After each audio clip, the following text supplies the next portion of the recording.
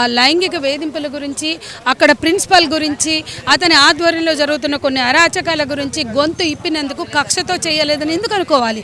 చేసి ఉండవచ్చు కదా.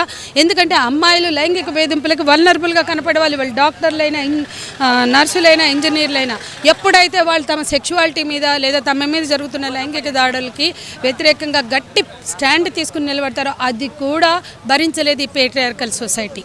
పితృస్వామిక విలువలు బెంగాల్లో మమతా బెనర్జీ అధికారంలో ఉన్నంత మాత్రాన పోవు. ఇందిరాగాంధీ 18 ఏళ్ళు భారత ప్రధానిగా ఉన్న ఈ దేశంలో పితృస్వామిక వ్యవస్థ రద్దు కాలేదు. కనీసం మహిళల కోసం ఒక చట్టం కూడా ఆమె చేయలే. మా మహిళా సంఘాలు మేము దశాబ్దాలు పోరాడితే ఒక్కొక్క చట్టం వచ్చింది. ఇందిరమ్మ కూడా చేయలేదు. కాబట్టి మహిళలు ఏలుతుంటే మహిళలకు భద్రత ఉంటుందని గ్యారంటీ లేదు. వాళ్ళు కూడా పేట్రియార్కల్ వాల్యూ సిస్టంలో భాగమే. అదే కూడా మమతా బెనర్జీ ప్రభుత్వం చేస్తున్నది. వాడిని అక్కడి నుంచి వాడు రిజైన్ చేస్తే అంతకన్నా ఎక్కువ డబ్బులు ఇచ్చి ఇంకో చోట పెడుతుందా? అంటే ఈ రాష్ట్ర పార్లమెంట్లో, గత పార్లమెంట్లో 35 మంది ఎంపీలు రేప్ అక్యూజ్డ్ కూర్చున్నారు. ఆడపోయి 63 మంది పొందారు టికెట్లు. రేప్ అక్యూజ్డ్ ఎఫ్ఐఆర్లు అయిన వాళ్ళు 63 మంది పోటీ చేస్తే అందులో 35 మంది గెలిచి పోయి పార్లమెంట్లో కూర్చున్నారు. వాడు టికెట్ ఎట్లా పొందుతాడు? రేప్ అక్యూజ్డ్ వాడికి టికెట్ ఎట్లా ఇస్తారు? వాడు పోయి పార్లమెంట్లో కూర్చుంటాడు. ఇవన్నీ ఏం మెసేజ్లు ఇస్తున్నాయి? గతంలో వినేష్ పోగట్ అంత చేస్తే నా మీద లైంగిక అత్యాచారాలు, మా మీద దాడులు జరిగినాయి అంటే ఆమెను బూటుకాళ్లతో తొక్కారు. అంటే ఈ దేశం ఏం మెసేజ్ ఇస్తున్నారు? వినేష్ పోగట్ ఆమె ఒక జాతీయ పతాకాలు తెచ్చి ఒక ప్రెస్టీజియస్ క్రీడాకారిణి, భారతదేశానికి పేరు గడించిన ఆమెని రోడ్డు మీద వేసి బూటుకాళ్ళతో తొక్కారు. కనీసం ఆ బ్రిజ్భూషణ్ అరెస్ట్ చేశారా? అంటే ఏ అత్యాచారాలు చేసినా వాడు మా ఓడైతే మేము రక్షిస్తామనే మెసేజ్లు ప్రభుత్వాలు ఇస్తాయి. బీజేపీ ఇచ్చింది, ఎందుకు ఇవ్వలేదు? ఇవాళ మాట్లాడతారు వచ్చి. కానీ గతంలో ఇచ్చారా లేదా? బ్రిజ్భూషణ్ ఏం చేశారు? అరెస్ట్ చేశారా? ఆమె రోడ్డు మీదకి వచ్చి నా మీద జరిగిందని మొత్తం అమ్మాయిలు మాట్లాడారు. కానీ ఆనాడు కనుక అరెస్ట్ చేస్తుంటే కనీసం ఒక మెసేజ్ ఇస్తారు. ఎంత పెద్దవాడైనా ఇలాంటి అత్యాచారాలు చేస్తే ఊరుకోమని. ఆ మెసేజ్ ఏ ప్రభుత్వం ఇవ్వలేదు. కాబట్టి ఇన్ని జరుగుతున్నాయని మేము భావిస్తున్నాం. ఆధారాలు ధ్వంసమైన వార్తలు వస్తున్నాయి. మరోవైపు కోర్టులు ఇన్వాల్వ్ అయినాయి. సిబిఐ కంటే ముందే ఆధార ధ్వంసమైన సిబిఐ ఎంటర్ అయిపోయింది.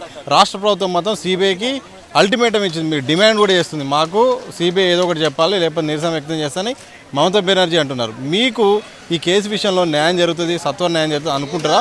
జరగకపోతే ఏం జరగబోతుంది? న్యాయం జరగాలని అయితే అందరం చిత్తశుద్ధితో కోరుకోవాలండి. మమతా బెనర్జీ సిబిఐకి ఇచ్చి చేతులు దులుపుకోవడమే కాదు, ఆమె కూడా ఊరేగింపులో ఆమె కూడా రోడ్ల మీద పడి ఆమె కూడా ఎవరిని అడుగుతుందట? ఆమె రాష్ట్ర ముఖ్యమంత్రి, ఆమె నిరసన ప్రదర్శనలో బయలుదేరింది. ఇది కాదు, ఈ నాటకాలు కాదు. దీది ఈ నాటకాలు మస్తు చూసినాం. ఈ నాటకాలు కాదు.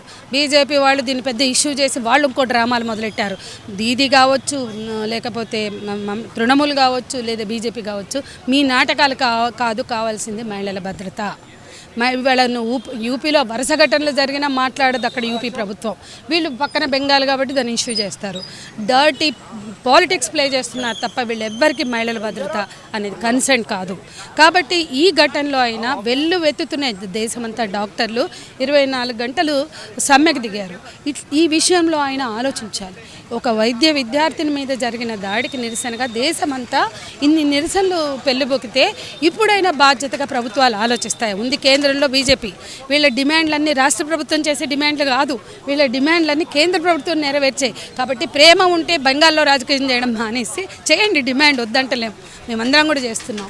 కానీ ఇవాళ ఈ డాక్టర్లు ఐఎంపీ, ఇండియన్ మెడికల్ అసోసియేషన్, ఒక స్టేట్కి సంబంధించింది కాదు, జాతీయ స్థాయిలో ఉన్న అసోసియేషన్. వాళ్ళ డిమాండ్స్ అన్ని నెరవేర్చాలి. అందులో భాగంగా మహిళల భద్రత అనే అంశాన్ని ఎన్ష్యూర్ చేయాలి అని మేము కోరుతున్నాం. ఈ ఘటనలో బాధితులకి అండగా నష్టపరిహారం చెల్లించాలి. ఆ నేరస్తులు ఎంతమంది ఉన్నా అంతమందిని అరెస్ట్ చేసి కఠినంగా చట్టబద్ధంగా శిక్షించాలి. ఎవరిని ఊరేయమనో ఎన్కౌంటర్లు ఏమనో కూడా మేము ప్యానిక్గా మాట్లాడట్లా. చట్టబద్ధంగా కఠినంగా శిక్షించండి అంటున్నాం. అట్లాగే మహిళలకి భద్రతనైనా కల్పించండి అని మేము కోరుతున్నాము.